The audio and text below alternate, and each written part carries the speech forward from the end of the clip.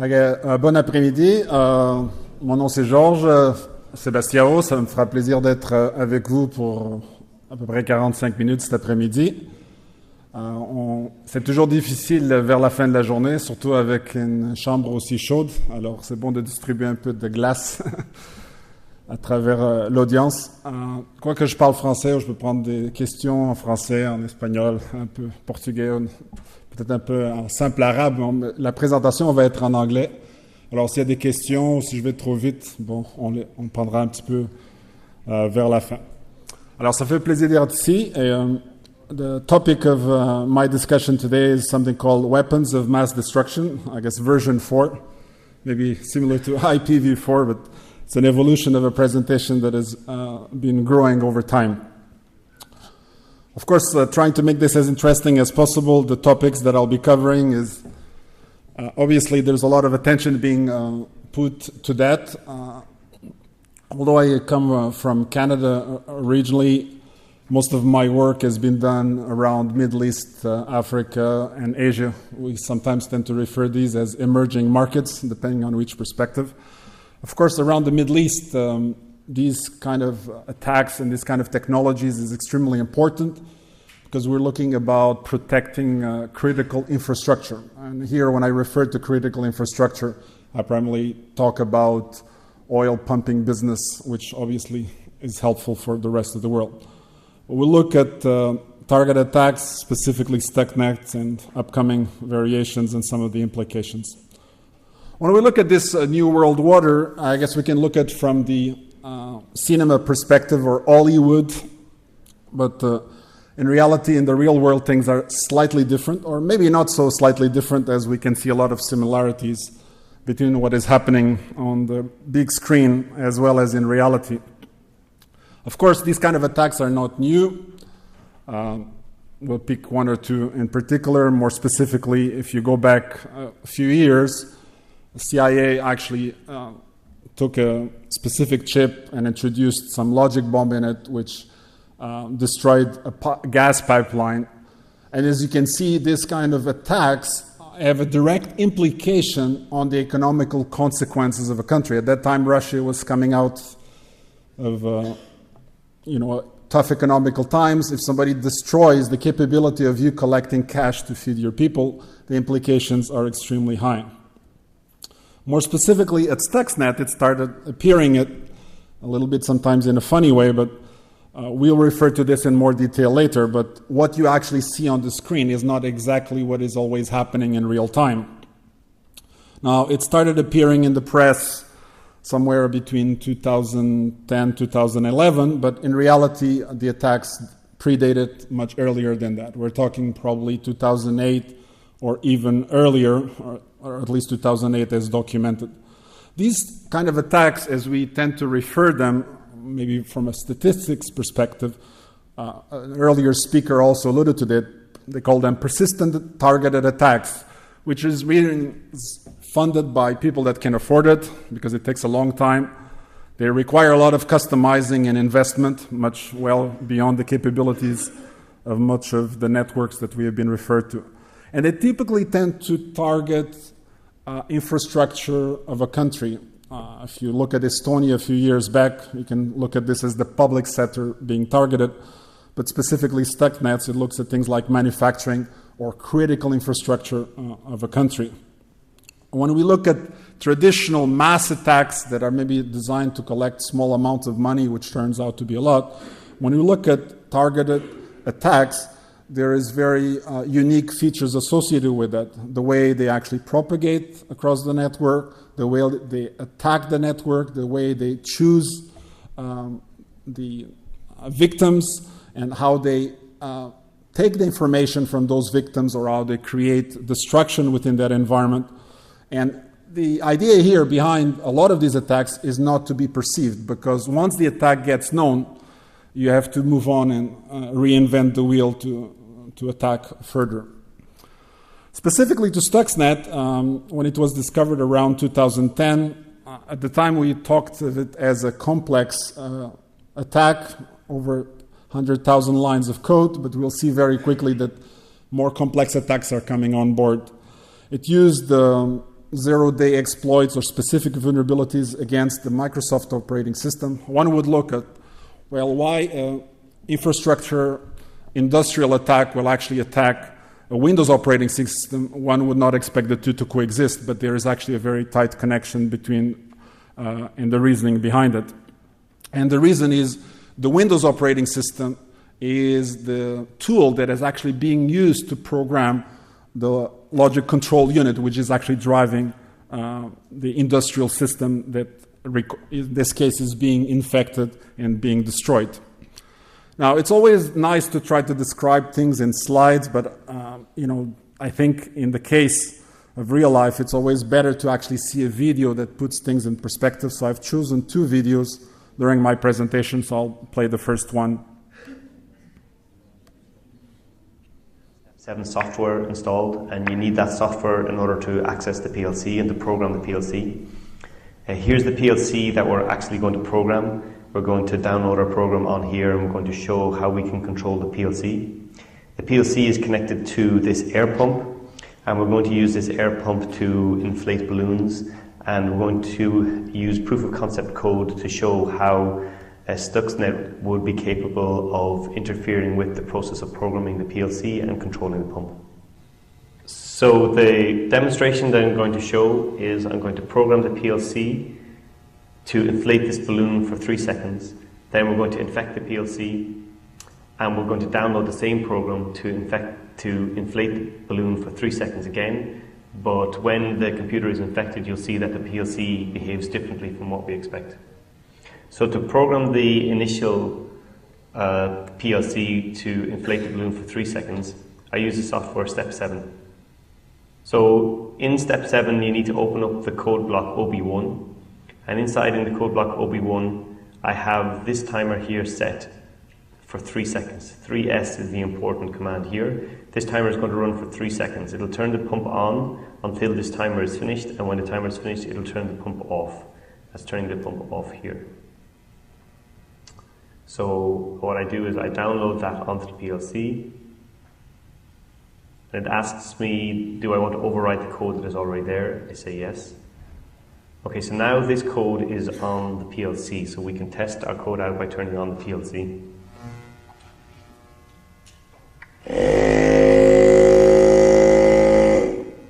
So we see that the code worked as we expected it to work.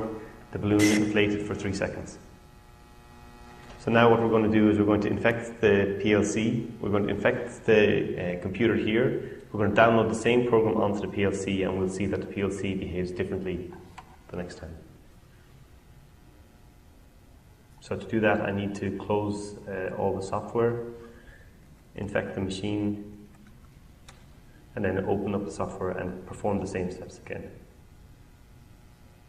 So here again we look at OB1, we see that our code still says 3 seconds, and we're going to download this onto the PLC again.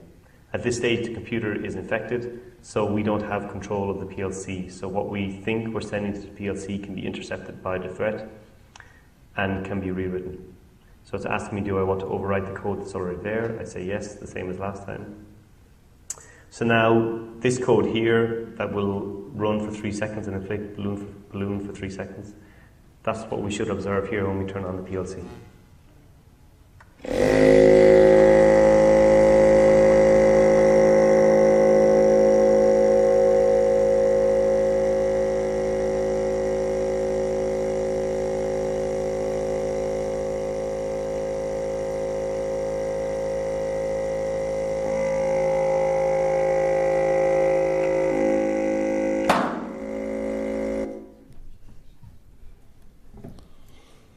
I guess when you see this pop happening to your own industrial systems, you kind of get the picture. What it really means is that the operator is obviously looking at the screen in front of him. Everything appears to be operating correctly, but what is actually happening behind the scenes is something completely different. So Stuxnet, created somewhere around 2008 or earlier, went through a series of steps until it was actually discovered, but the primary objective was actually to infect the PLC. More specifically, to infect a specific Siemens-made PLC which is the one that was being used in Iran. So it was actually targeting what's called WinCC, which is the controlling system used to program the PLC. It used a several rootkit approach with zero-day non-known Windows attacks. And one would expect these kind of industrial systems not to obviously be connected to the internet. So the original infection was done via USB. So it combined various techniques, obviously not traditional infection as we see today. And once it infected a particular machine, then it could easily propagate through the network and look for the proper targets. And it created a botnet which could be controlled remotely. It could be remotely updated with refreshes of the attack, etc. So if we look at the overview of this particular attack, the target was a nuclear plant. The victim was a specific country called Iran. The motivation was actually to delay or destroy as much as possible the centrifuges which are used to enrich the uranium. Obviously, the compromise was based on a combination of traditional attacks, as some of the previous speakers have talked, but also on social engineering, which was a previous talk as well, because it involved the use of a memory stick, and it involved specific vulnerabilities both on the Windows and the Siemens system. Now, result was over 1,000 of these centrifuges got destroyed, delayed the program, and after some time, organizations like Siemens were forced to actually patch their system as well.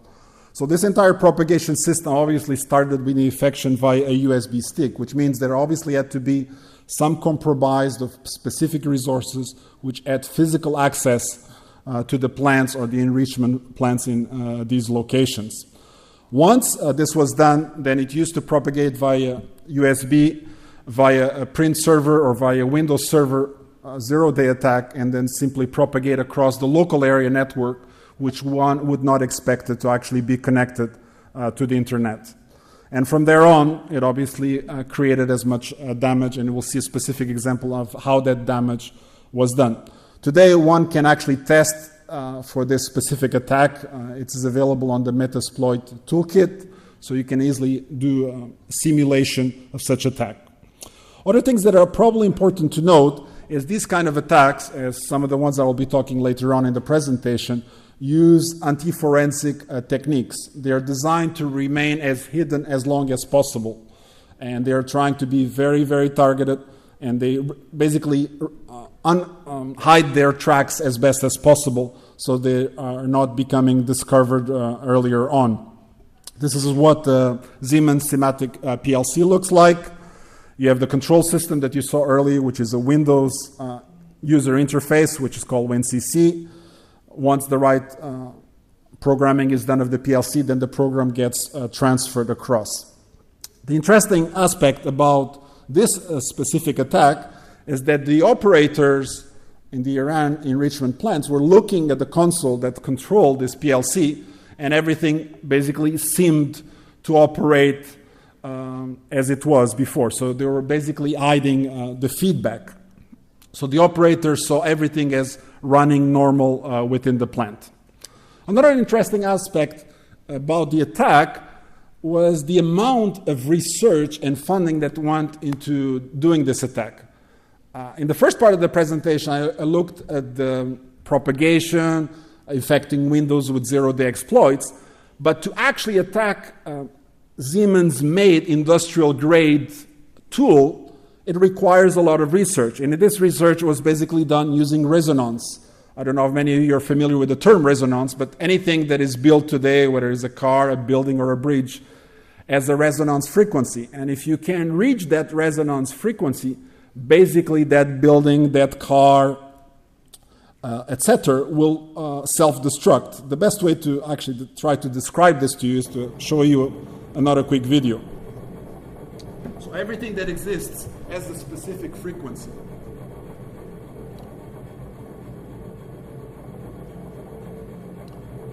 What really happens is when you actually reach that frequency, which is different for each object, the object basically becomes completely unstable. So you can imagine what was going inside those centrifuges when you reach the right level of frequency.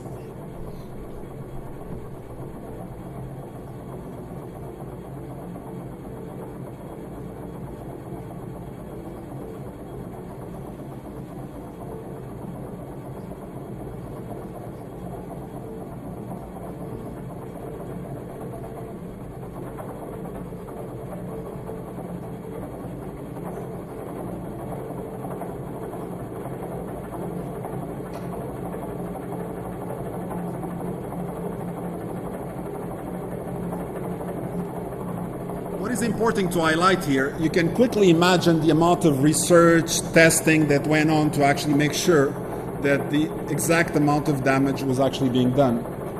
So you had to have access, also you had to have very tight cooperation with the engineers that actually built these centrifuges in the first place as well.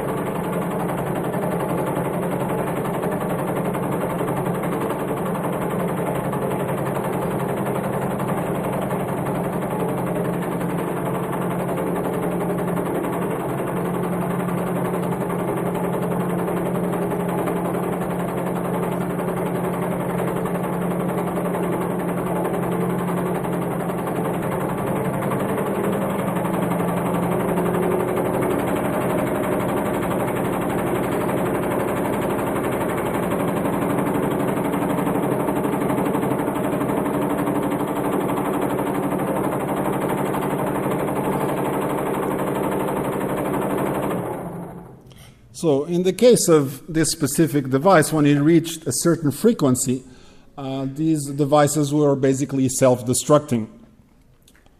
Now, you don't want to be one of these centrifuges, of course. The interesting aspect is also how this got distributed. It quickly became clear that this was targeted at specific countries.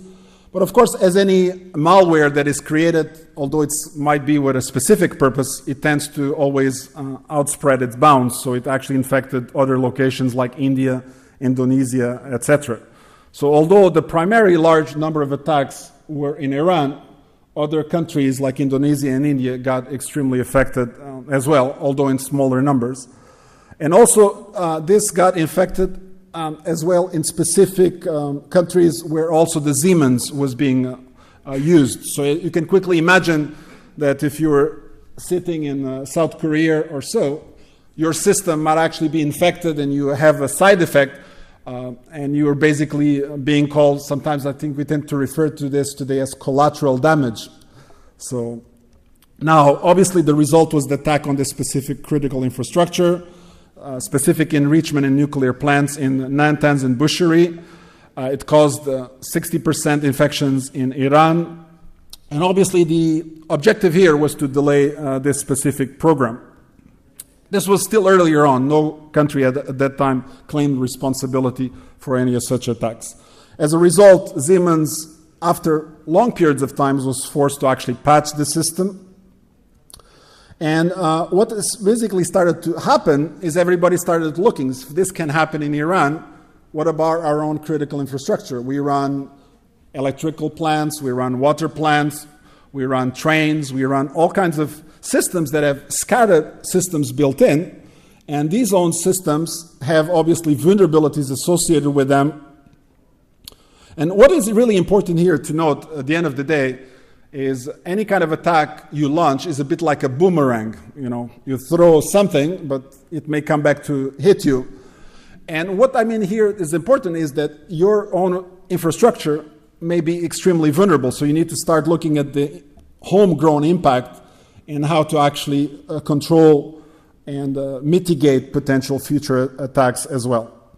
So here there's specific security assessments that started being built specifically for SCADA systems and looking at how to basically control them. Now, Stuxnet started to getting out of the news, people forgot a little bit about it, and all of a sudden things started to happen again. Something strange. Specifically, United Nations organizations contacted ITU and certain certs and saying, some of our data is being deleted and it's disappearing and we don't know why. So people start having a look at this. Specific security organizations looked at this into more detail. Although the number of infections was relatively low, Again, very similar to Stuxnet, which went over 2 years. Flame also, although it was discovered around 2012, it initiated around 2010. So for a period of 2 years, not people really had an idea of what was going on. Obviously, the infections were much lower, but the kind of damage and the approach was completely different. Where the previous attack, the objective was to actually destroy in a very flagrant way, Flame is kind of a two-way approach. One way is to conduct espionage, and I think some of the previous speakers described this in quite amount of detail in the sense that it can steal specific files, especially diagrams, can get information from your mobile phone if it's using the same Bluetooth and it's paired with the infected workstation, can listen to your camera, to your recording device or output-input devices within your PC, etc. Things that are a little bit different is the size. We always thought Stuxnet was big, 100,000 lines of code. Here we have another one that is 10 to 20 times bigger, much more modular. We're talking about in the neighborhood of something like 20 megs of code. Of course, it's not going to download 20 megs of code all at once to your machine. It's going to download in initially 6 to 7 megs, and then based on the type of attack that it requires, it will download the specific modules. Interestingly enough, it's not using traditional assembly or C, C++ languages only, but it's also using Lua, a gaming language. So it looks like a new set of resources have basically been employed to actually been used it. Obviously, gaming languages are very well known to be real-time and very flexible in their approach. So you can quickly see the adaptation of this as well. This specific virus obviously has the capability of delete files, and by deleting files, it obviously became visible. Along with this attack, then they started a series of, you can say, controlled leaks in the press. And as these leaks became kind of non-repudiated leaks, or normally when the leak happens, governments will come out very strongly as we deny any involvement, it's nothing to do with us. Specifically, these specific attacks, which started well before the Obama days, known now today as Olympic Games, was a series of very well-coordinated approach to actually target specific countries that were considered obviously enemies of the state. Now, is Stuxnet, Flame, obviously the only ones? Obviously not. There's other ones that we are not talking here in this presentation, but certainly are worthwhile for you to research when you go back, like Dooku and others as well. What is important to note is that there is war as we know it traditionally, and there's a cyber war. And although we are looking here at cyber war as a new way to causing damages in a completely different way in the critical infrastructure of a country. If you look at the job market, they want you. So if you have the right necessary set of skills, you look at Pentagon ads and others, they want you to help build this new generation of weapons. A good friend of mine from Wyabeck, Bruce Schneier, made a statement just a few days ago called Stuxnet is a mistake. Well, some people may agree with him, some people may disagree with him. I kind of have the approach that I disagree with some elements of his statement, but I do agree with some. In a sense, if you look at a country like Iran or some of the countries that are being affected, like Pakistan, India or so, their infrastructure is obviously not as advanced.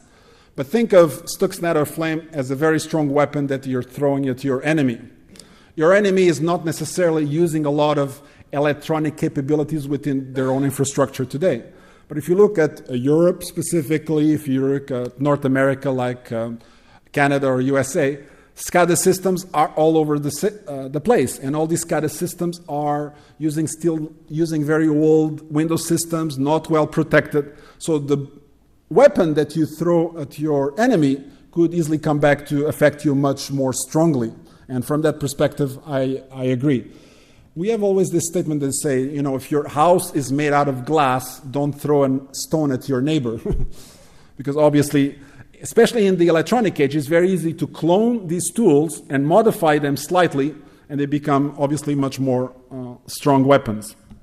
When we look at critical infrastructure, which is a side note important to this presentation, Homeland Security has looked at very specific 18 elements of that infrastructure that are important and required to be protected. Now, it's not just protecting one. A lot of these systems share information and are interconnected. And any of those systems can easily impact the day-to-day operations of a city, a country, or a state. And as you can see, the implications can be financially extremely damaging to that country. If we look specifically at cyber war and rules of engagement, if you read the press a few years ago, military and Pentagon made the statement that if you attack us with cyber weapons, we have the right to attack you with traditional weapons. So if we look at the statement made by Win, which is one of the speakers tomorrow, a few years ago, there's an ongoing or undeclared war which has been going on for over 12 years, which is China regularly attacking the USA through cyber weapons. Now, this may be at specific California companies by stealing information to advance their own commercial interests, but at the end of the day, commercial interests are vital to the country as well, or today more like the Iran war, be it started in 2008 or earlier and now 2012. So one has to look at the difference and the implication of this new generation of tools. Now, to wrap up a little bit my presentation, a lot of us here are working for security companies or have worked for security companies at one point in time or another or related to them. Now, there's something here that you should be worried about. We're working for an industry that claims that we're protecting our clients. And if we look at the case of Stuxnet, we didn't find anything for 2 years. We look at Flame, we didn't find anything for 2 years. What it really tells you? It tells you that all the technologies that we're promoting to organizations or our clients are broken, or they simply don't work as documented. So that really means that you need to go back and revisit the approach of protecting your own organizations. I think Win is also presenting on this tomorrow, but being a mathematician myself, I like this simple equation. P must be greater than D plus R. P stands for protection. It's a notion of time-based security. Now, as we move on over time and we have these zero-day exploits, P equals 0. That means by default you're attacked now and you cannot defend yourself because the tools that you use for defending don't know about the attack, so obviously they will not help you at all. The second important aspect is the other side of the equation, which I call the D plus R. D stands for detect, and R stands for response or defend, depending on the perspective of the language you use. But the protection or the level of protection should be greater than the time it takes you to detect and respond. So assuming that P equals 0 and you get attacked immediately, what really matters to you as an organization today is how agile are you at detecting that you are attacked and how quickly you can respond to that attack. That really means the capability to, for example, disconnecting yourself from the internet. Now, is that going to fix the problem? Well, Estonia discovered that it did not fix the problem. If you remember 2, 3, 4 years ago, Estonia got attacked. They say, okay, we will disconnect ourselves from the internet. So during the first week, they were attacked from outside. The second week, they were attacked from inside. They say, okay, how do we solve that problem? So the kind of attacks that we see today are much more complex, and just simply a disconnection is not necessarily the proper response. And that brings me to the next real point, which is we as security specialists need to start thinking a little bit outside the box and looking at technologies, approaches, methodologies, frameworks, and etc. that are really helping the organizations that we're trying to serve, and not just simply sit down and kind of say, oh, our job is done. No, our job is barely being started with the tools and approaches that we have today. Now, let me finalize the last part. One always assumes that the most strong countries with the greatest technologies are the best ones because they have the best technology behind them. One never forgets that the first virus was actually created in Pakistan. We sometimes laugh about that country, but if you actually look at the Pakistani virus, which used to be distributed in floppies, I mean, things that don't exist today anymore. If you actually look inside the code, it says Pakistani virus. It actually has the address of the guys that made the virus. And if you go there today, you'll still see the guys sitting in the same house. So you can actually visit them. There's a video about that, not the purpose of this presentation, but maybe a future one. And this specifically new generation of attack that was discovered in Pakistan is quite unique. And again, it illustrates that all the technologies that we have today, either in information security or even in SA with all their massive globulings of information is not going to be able to necessarily detect the attack. It was discovered actually by pure coincidence, in the sense that one of the laptops of the attacker, they found this piece of code. And this piece of code was quite interesting. And the purpose of this piece of code was to distribute information between 2 points. So what they were actually doing with this piece of code is I want to send you a message, and I want to make sure that that message does not get intercepted. So what they were doing is very simple. Taking the message, breaking it down into small components, let's say 2 or 3 components, of course, encrypting each one of the components using different methods, and sending them using different ways. For example, part of the message would go as an email, part of the message would go as an IM, part of the message would go as an SMS, etc., and then being assembled at the other hand and being decrypted. What that really means today is that technologies that we're using, you might be siphoning all that information. You'd be completely blind to this kind of attack. And that's all for my presentation today. I hope it was illustrative of the work that we have ahead of us. And I think later today and tomorrow, the next speakers will illustrate further the point that I'm trying to make. Thank you for presenting to you today.